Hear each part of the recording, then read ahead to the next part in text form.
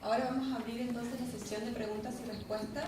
Creo que fue muy interesante y a mí simplemente me gustaría a lo mejor comenzar con una pregunta, si no hay en este momento. Ah, no, ya tenemos otra pregunta, así que por favor, no sé si hay micrófonos o estos.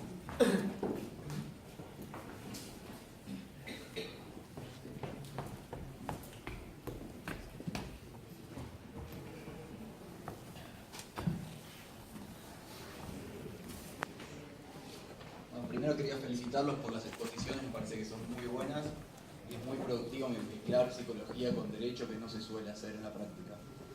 Después tengo una pregunta que combina un poco ambas exposiciones, que está relacionada con el rol de la víctima y la idea de teorías de la pena.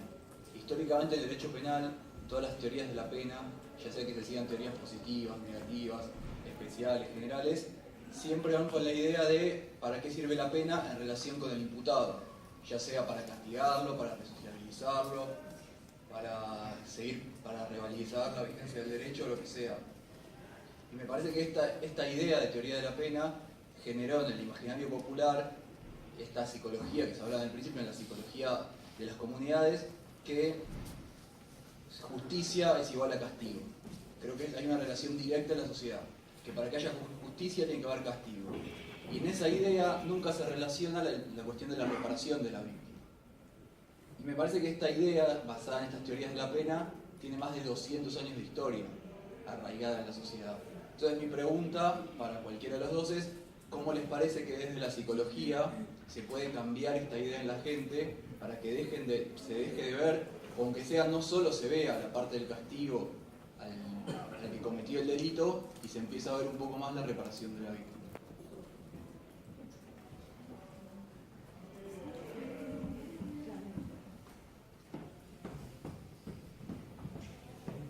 Muchas gracias, buenos días a todos y a todas. A ver, ayer hablábamos un poco de lo que se entendía como una reparación comunitaria. No sé si estaban presentes. No, llegamos anoche. Ok, pero esto apunta un poco a lo que decía Hernán, y es en relación a la víctima. Hablamos de reparación y nos quedaba un poco la duda en ese sentir de la víctima, si para ella es suficiente tal reparación comunitaria o tal simbolismo de reparación, o si por el contrario sucede lo que suele suceder con los niños víctimas de abuso sexual o de violencia sexual, que para ellos la reparación o incluso el resarcimiento de ese daño en su componente psicológico está en que el abusador o el explotador sexual purgue una pena. Es un poco lo que decía Hernán. Es decir, desde el punto de vista del concepto de justicia y de reparación, pero entendido desde la psicología, sería interesante que nos pudieras aportar desde tu experiencia o de la experiencia de ambos expositores, ¿cómo lo ve la víctima? Si realmente esa reparación simbólica o comunitaria es suficiente para ella, o si por el contrario la víctima siente que es necesario que su agresor purgue una pena. Muchas gracias.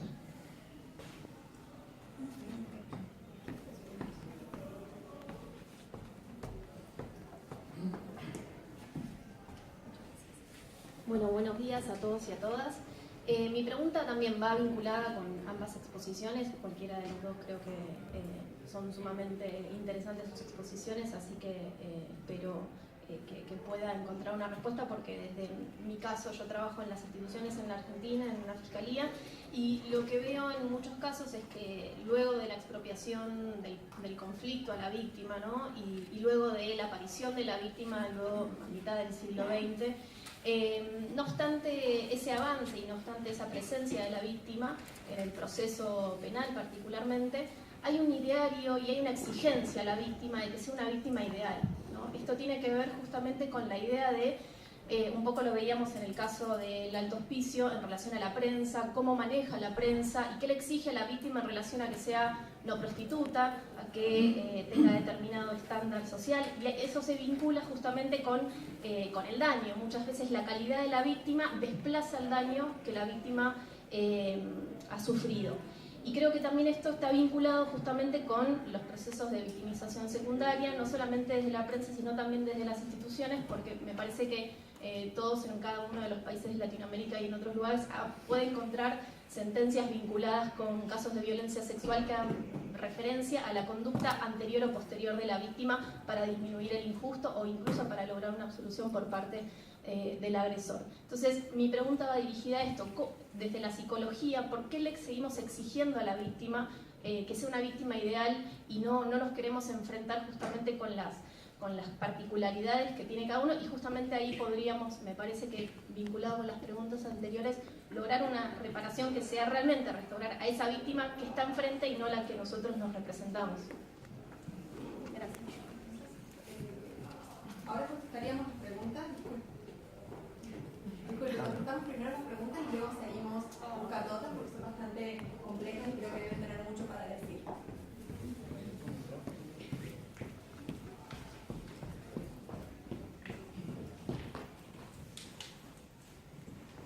Bueno, primero agradecer las interesantes preguntas.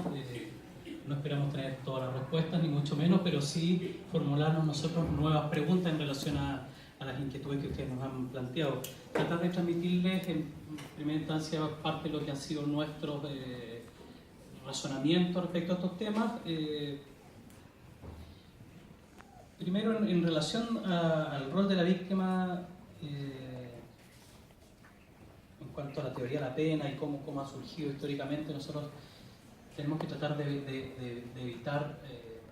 cuando hablamos de víctima en general estamos hablando del ámbito penal mayoritariamente, sin perjuicio que se puede aplicar a otros, que es como el arquetipo, ¿no? el ámbito penal.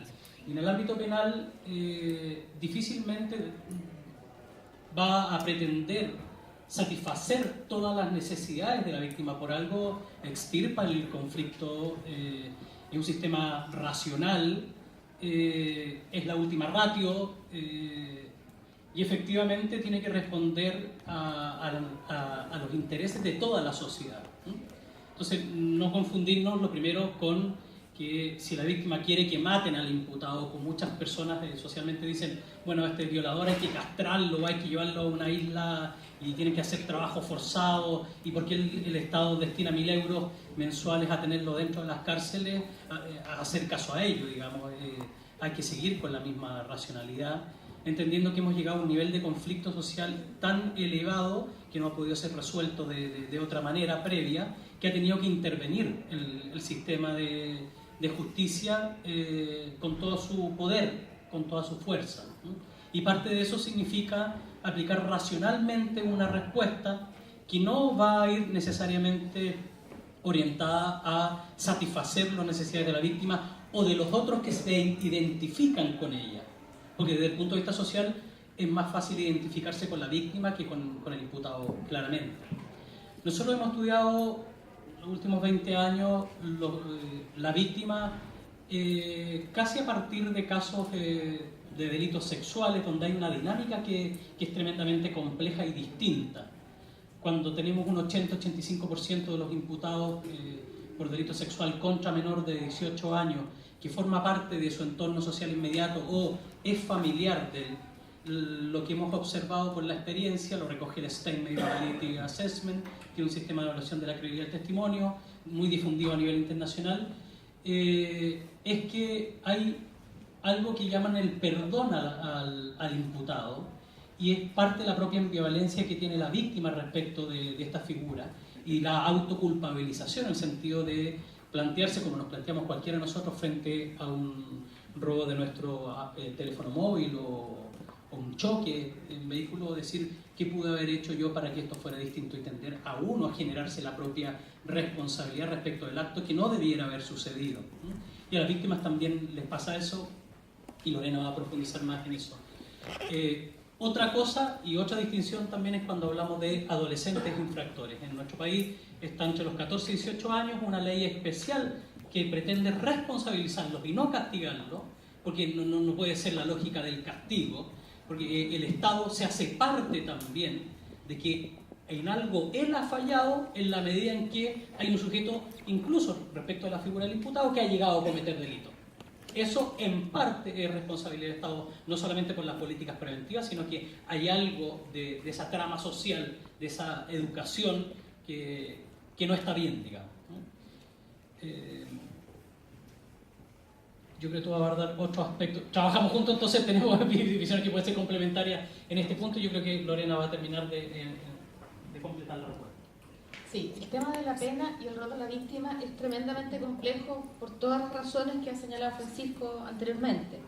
Porque en el delito ocurre una dinámica relacional entre la víctima y el autor, ¿no? Sucede en los delitos ocasionales, pero también y sobre todo en los delitos en que existe una vinculación preexistente. En los delitos sexuales yo les diría que cuando se da al interior de una familia y le ocurre a un niño, la mayor parte de las veces lo que quiere no es la pena de cárcel hacia el imputado. Si tú hablas con ellos, lo que te van a decir es que, bueno, su papá también era bueno y también lo quería y que la verdad es que está preocupado por él. Él sabe lo difícil que es esa situación para un ser humano con el cual tiene una relación muy profunda. Entonces, no es que un niño simplemente quiera una pena de cárcel, algunos sí, la mayor parte de ellos no. Si nosotros nos guiáramos por los deseos de las víctimas exclusivamente, estaríamos obviando una serie de cosas que tienen que ver, por ejemplo, con el conocimiento de la relación. El delito puede haber sido tan grave, esa víctima puede estar tan hechizada en esa relación que puede no querer pena para su infractor. Pero eso no lo hace menos grave, muy por el contrario. Entonces hay que ser tremendamente cuidadoso con esa consideración. Efectivamente, hay experiencias que tienen que ver con la justicia restaurativa, porque lo que hay que hacer allí no es solamente dar una pena. Una pena es un aspecto que puede ser relevante, pero hay que volver a tejer ese tejido social, ¿verdad?, que ha sido alterado por el delito, y eso de muchas maneras. Recuperando a la víctima sin lugar a dudas es una manera de hacerla. También otras formas alternativas de justicia, por ejemplo, sucede en nuestro país con los Rapa Nui, ¿verdad?, de la Isla Pascua. Tienen consejos de ancianos que hacen otro tipo de actos para poder restaurar ese tejido social. Y son muy interesantes de ver y de ver cómo se integran esas formas alternativas de justicia con la justicia penal. Lo único que a mí me preocupa, y lo comparto con ustedes a modo muy personal, es cómo esas visiones de justicia comunitaria conversa con consideraciones de derechos humanos. Porque, por ejemplo, una de las cosas que se discute en mi país es que los delitos sexuales en Isla de Pascua, por haber ocurrido en Isla de Pascua, entonces tienen asignada una pena menor, porque en esas comunidades los contactos sexuales entre familiares no son vistos como delictivos. Creo que tenemos que tener ojo con ese tipo de cosas también, porque los derechos fundamentales han sido definidos de esa manera, y los derechos del niño, ¿verdad?, porque nos parece que son universales y que tienen que serlo en cualquier comunidad, y que tenemos que hacer todos los esfuerzos para visibilizar con esas comunidades como eso es una vulneración de derechos. Y cómo le afecta, cómo produce daño, incluso cuando en esa comunidad eso sea una práctica avalada culturalmente. Una de las características de la violencia es que genera daño en quien la padece, y eso no debemos perderlo de vista. La víctima ideal, sí, sobre todo los magistrados suelen tener la visión de que las víctimas tienen que ser ideales, y que si no son ideales no son víctimas, ¿no?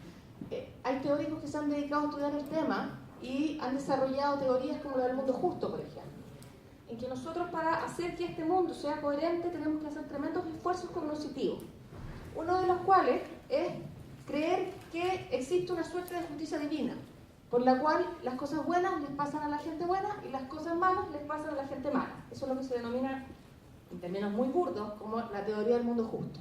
Y si yo creo eso, entonces pienso que si a alguien le pasó algo, por algo sería, ¿no? Si la violaron, ¿cómo andaría vestida? ¿Por qué barrios estaría?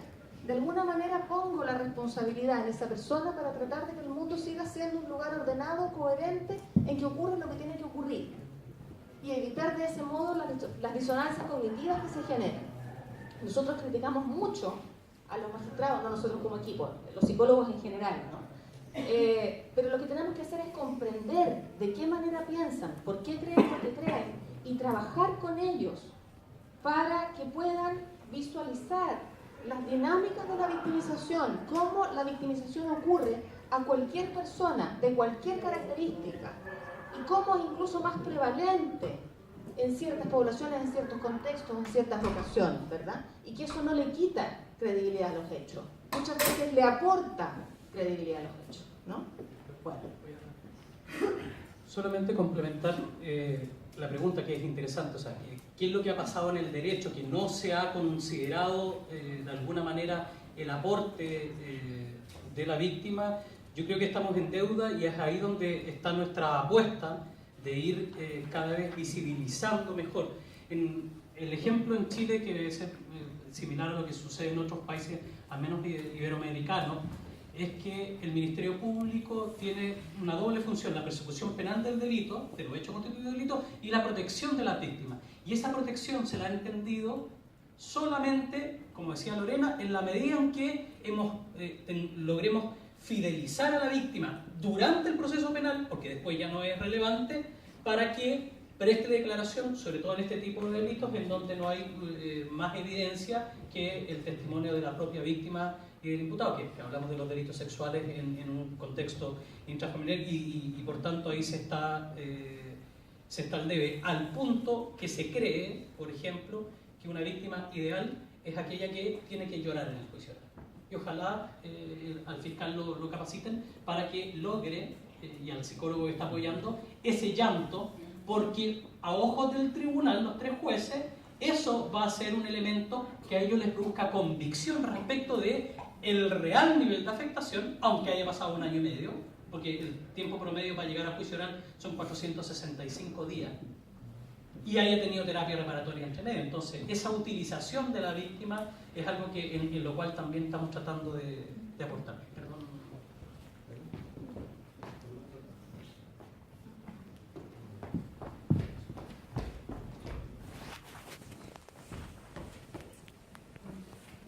Agradezco la intervención. La pregunta dirigida pasa hacia la doctora. Cuando se habla de la reparación, efectivamente dentro de los sistemas de ordenamiento jurídico interno se habla entre los abogados de una reparación civil o penal. Vaya. Me gustaría que se tuviera en cuenta también desde el punto de vista de los abogados que trabajamos desde los derechos humanos. Chile está dentro del Sistema Interamericano de Protección de Derechos Humanos, y la Corte, junto con la Comisión y las ONGs, los defensores de derechos humanos, hemos promovido las otras formas de reparación, el reconocimiento de la víctima y las formas de reparación no pecuniaria, ¿no? Que están incluidas. Está la medida de satisfacción, están los monumentos, están las medidas simbólicas, los tratamientos psicológicos. Entonces pienso que eso también es importante. Quiero pensar que está visto solamente desde el punto de vista penal, desde el ordenamiento nacional, pero sí me gustaría, y eché un poco de menos como esta parte. Eso de un lado, y pues me gustaría saber cómo la postura, si es que dentro no existe como un reconocimiento. Y una pregunta, y es, se habla del daño, por ejemplo, ustedes hablan de las violaciones, el acceso carnal violento, y dentro de la Corte existe un daño, aparte del daño material y moral, que se llama el daño al proyecto de vida, que es consecuencia de un trabajo de investigación nacido en el Perú. La Corte lo reconoció y habla del daño al proyecto de vida, que es el daño a perder las expectativas que yo tengo a cumplir, algo que era factible para mí. ¿Qué consideran ustedes como psicólogos que puede existir como medida de satisfacción para reparar a una persona que ha sufrido un daño al proyecto de vida? ¿Hay 3 preguntas? Para 3 o 4, bueno, hay muchísimas preguntas, pero tenemos 3 primeras y luego pasamos. Gracias. Mi pregunta quizá atiende sin duda a lo psicológico, pero también es un poco de hermenéutica, un poco de lexicología, no sé.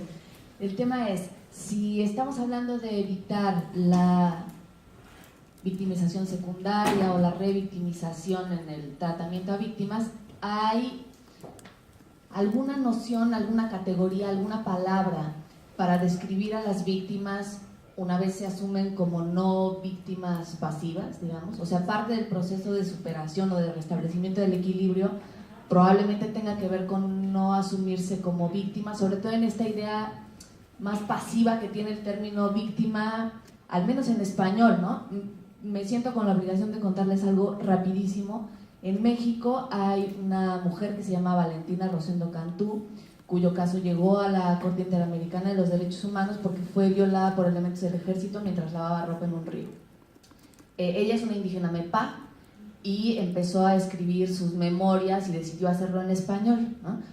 En la universidad en la que yo trabajo vino a darnos una charla y cuando le preguntamos si en Mepá ella tenía otra palabra para decir víctima o para describirse como víctima, nos dijo que en Mepá no existe la palabra víctima, pero que ella lo que utilizaría sería algo parecido a mogambino, que quiere decir mujer que salió del fuego en busca de justicia.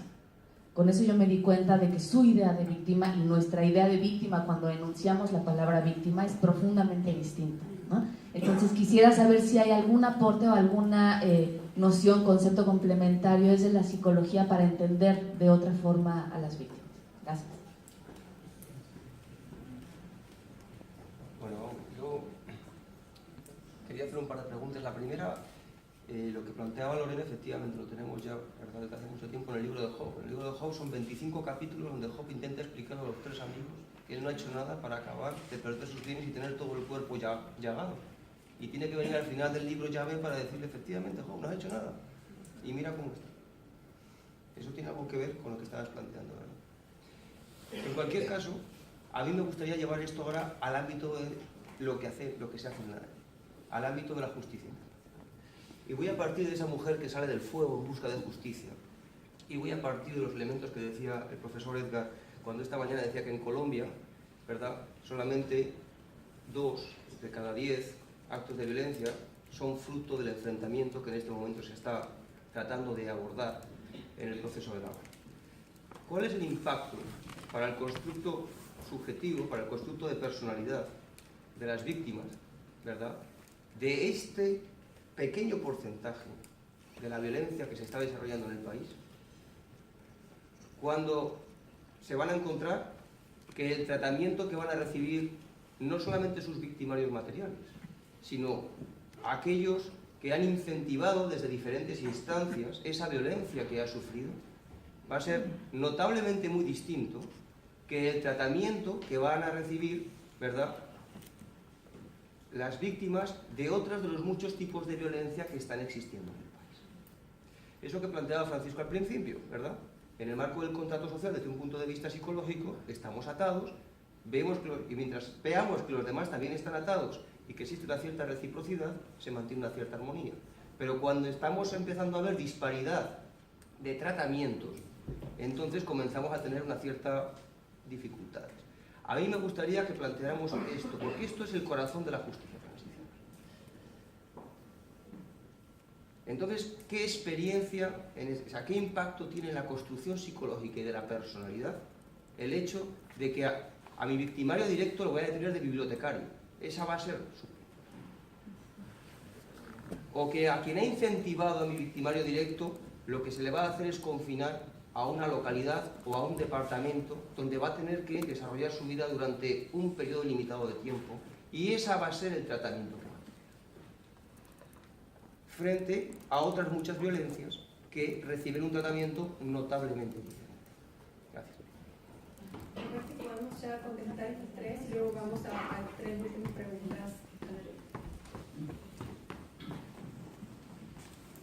Vamos a ver, voy a partir aquí por la compañera que me pregunta sobre reparación en víctimas de derechos humanos. La verdad es que Chile tiene mucha experiencia en eso. Nuestras víctimas son muchas, nuestros sobrevivientes son muchos, y las medidas que se han tomado también han sido de muy diferente naturaleza. Se creó el proyecto CRISE de reparación integral en salud, ¿verdad? Han existido memoriales, museos de la memoria, incluso el primer presidente Elwin, que es el que se encarga del tránsito a la democracia después de la dictadura militar, pidió disculpas públicas, ¿verdad?, hacia las víctimas. O sea, han habido muchos gestos. Bueno, existe el informe Rettig, el informe Vales, en que fueron establecidos los hechos de violación a los derechos humanos, reconocidas las víctimas en su condición, ¿verdad? Sí, existen indemnizaciones, una serie de medidas. Ahora, si tú les vas a preguntar a las víctimas de derechos humanos, la mayoría de ellas sienten que la condición de victimización persiste.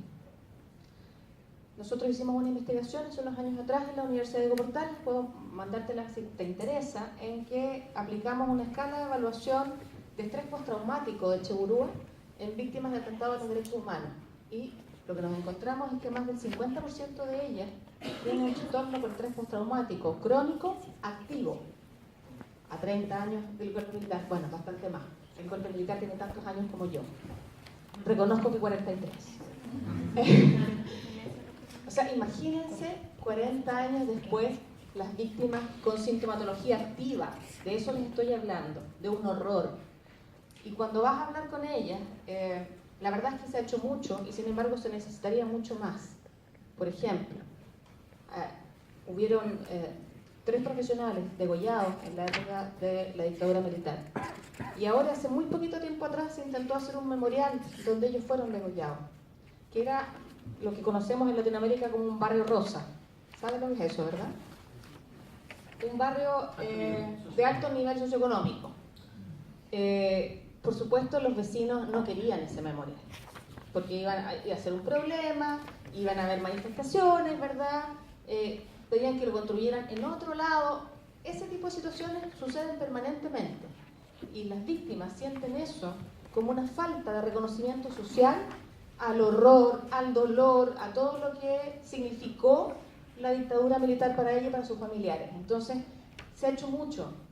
Y sin embargo, siguen sucediendo cosas hasta el día de hoy, 43 años después, permanentes, que significan un desconocimiento de lo ocurrido y de los derechos de las víctimas. Entonces, yo te diría que no tenemos ese trabajo terminado.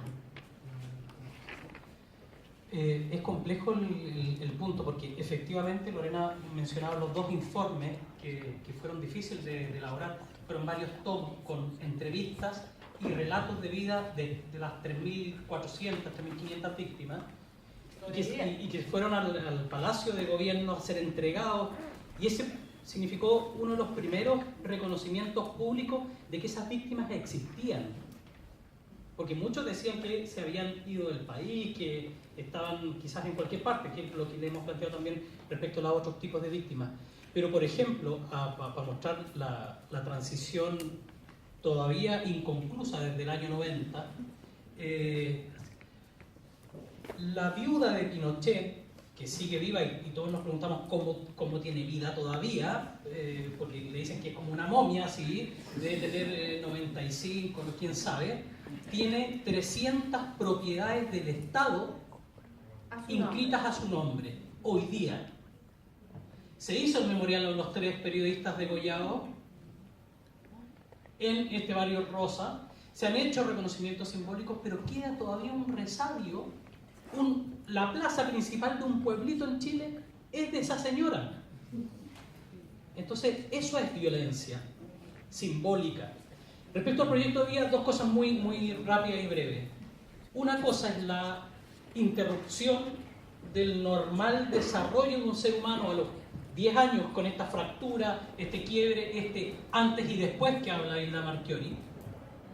Y cuando decimos hay un antes y un después, nosotros le decimos a los alumnos, ustedes van a decir el día que siendo así machista, ¿no? Que se le declare el hombre y le entregue una niña y le diga, ¿quieres casarte conmigo? ¿Ah? Este es el día más importante de mi vida, ¿ah? Marca un antes y un después.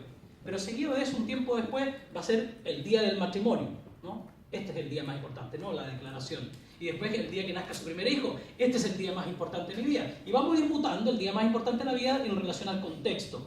Pero cuando hablamos del delito, hablamos del día más importante de la vida en el sentido de que produce esa fractura. Y a usted la van a violar a los 14 años, va a tener 80 y se va a acordar de esa violación a los 14. Y va a seguir siendo todavía lo que la marca en ese ámbito. Entonces, una cosa es interrumpir el normal desarrollo psicosexual, o sea, cognitivo, emocional, moral, de un sujeto que es indemne desde el punto de vista psíquico. O sea, lo rompiste y después lo que quedó es un pedazo pegadito, ¿ya? Como un jarrón, ¿sí? Y que después se nota que se fracturó toda la vida, pero por lo menos se rearmó. Y otra cosa es el daño moral, que tiene que ver con esa ruptura de proyecto vital y que no dice relación con un daño psíquico, sino que con un daño en la creencia en este mundo justo, en las estructuras sociales, en las personas, y eso está más al nivel de un daño moral indudablemente. Son distintos ámbitos. Sí, solo para terminar, sobre lo que decía la compañera allá atrás, yo también tengo mi corazón dividido respecto a la noción de víctima, porque tiene una serie de implicancias para las personas que no podemos olvidar. Efectivamente, existe el cuestionamiento respecto a las implicancias políticas del concepto de víctima y cómo esto puede desmovilizar en el sentido de una concepción pasiva respecto de su rol. Hay víctimas que no quieren ser denominadas como víctimas, que no consideran que sea un concepto justo para tratarlo, y me parece que es algo que debemos pensar. No tengo una respuesta de la mejor manera de decirlo, porque yo creo que eso tiene que ver con el posicionamiento subjetivo, ético-político de cada uno de nosotros y de las personas que padecen una victimización. Pero se ha sugerido que sería un mejor concepto, por ejemplo, sobreviviente, superviviente. La verdad es que no lo sé. Debemos pensar. Dos cositas, es que son muchos temas, ¿no?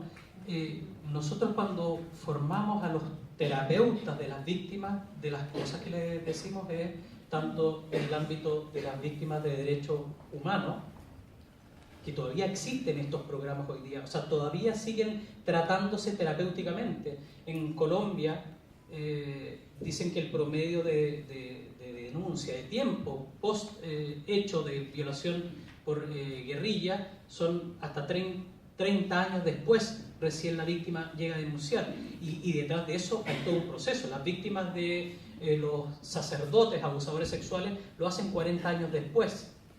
Indudablemente no son 40 años así de los mejores, ¿ah? Ustedes entenderán eso. Cuando hablamos de víctimas de derechos humanos o víctimas de delitos sexuales, lo que nosotros tratamos de transmitirle al terapeuta es: usted no preocúpese de no anclar a esta persona en su posición de víctima. Si le podemos responder un poquitito a su consulta. Porque si no, la intervención terapéutica reparatoria empieza a transformarse en iatrogénica. Quiere decir que la misma cura termina siendo produciéndole y perpetuando la enfermedad en la medida que dice: usted es víctima. Usted siga desarrollando su identidad como víctima y no salga de ese fuego a buscar esa justicia, sino que quédese ahí porque ahí está más calentita.